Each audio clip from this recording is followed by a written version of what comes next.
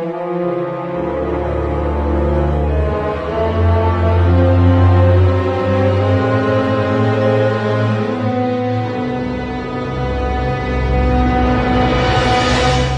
segundo livro das Crônicas, capítulo 34. Josias tinha 8 anos de idade quando se tornou rei de Judá.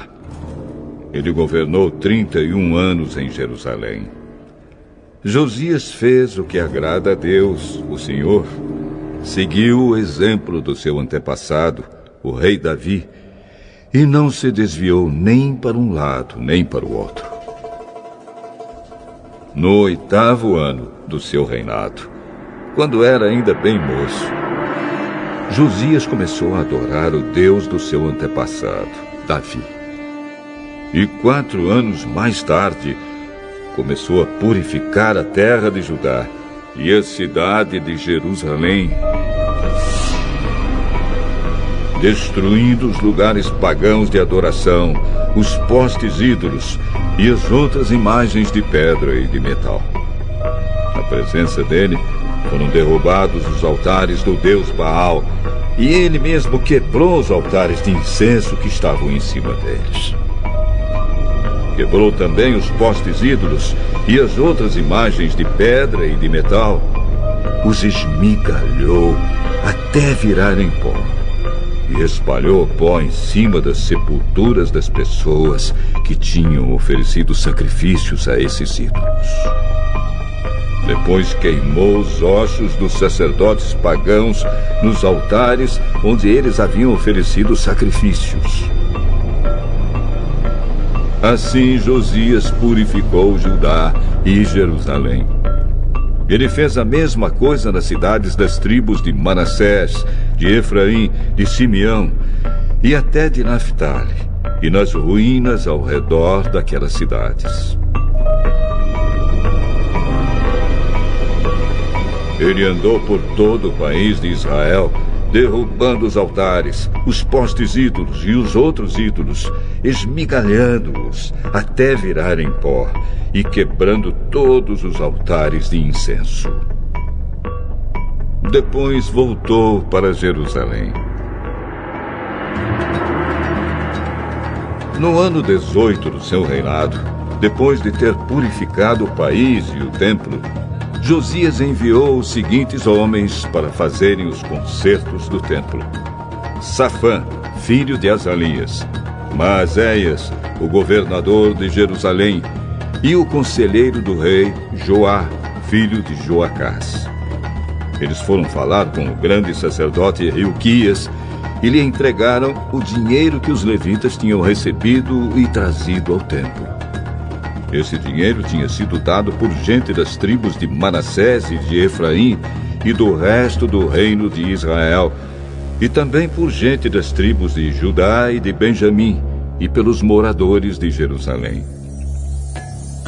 O dinheiro foi entregue aos homens que estavam encarregados dos concertos, e estes o usaram para pagar os trabalhadores que estavam reconstruindo e consertando o templo. Deram o dinheiro aos carpinteiros e aos construtores para comprarem pedras trabalhadas e madeira para as vigas e para os outros concertos que deviam ser feitos nos edifícios que os reis de Judá haviam deixado cair aos pedaços. Os trabalhadores eram honestos em tudo, e os seus chefes eram 4 levitas: Jaate e Obadias, do grupo de Merari, e Zacarias e Mesulã, do grupo de Coate. Eles eram chefes também dos guardas dos portões e de todos os outros homens que trabalhavam no templo. Todos os levitas sabiam tocar bem instrumentos musicais, e alguns deles eram escrivães, outros eram fiscais e outros eram guardas dos portões. Enquanto entregavam o dinheiro que havia sido dado para o templo, Hilquias achou o livro da lei de Deus, a lei que o Senhor tinha dado por meio de Moisés. Hilquias disse a Safã, o escrivão: Achei o livro da lei aqui no templo. E deu o livro a Safã. Este o levou ao rei e prestou o seu relatório, dizendo: Nós, seus servidores, fizemos tudo o que o senhor mandou. Pegamos o dinheiro que estava no templo e o entregamos aos trabalhadores e aos seus chefes. Safã disse também: Tenho aqui comigo um livro que Uquias me entregou. E leu o livro em voz alta para o rei. Quando viu o que o livro dizia, o rei rasgou as suas roupas em sinal de tristeza. Então deu a Hilquias e a Icã, filho de Safã, e a Abdom, filho de Micaías, e a Safã, o escrivão, e a Asaías, o servidor do rei, a seguinte ordem: Vão consultar a Deus, o Senhor, por mim e por todo o povo de Israel e de Judá, a respeito dos ensinamentos deste livro. Deus está muito irado conosco, porque os nossos antepassados não obedeceram às ordens do Senhor, nem fizeram o que este livro manda.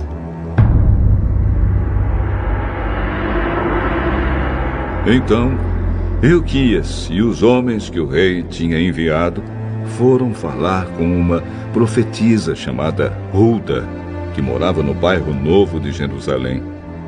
O marido dela, que se chamava Salum, filho de Tikva e neto de Harás, era o encarregado da rouparia do templo.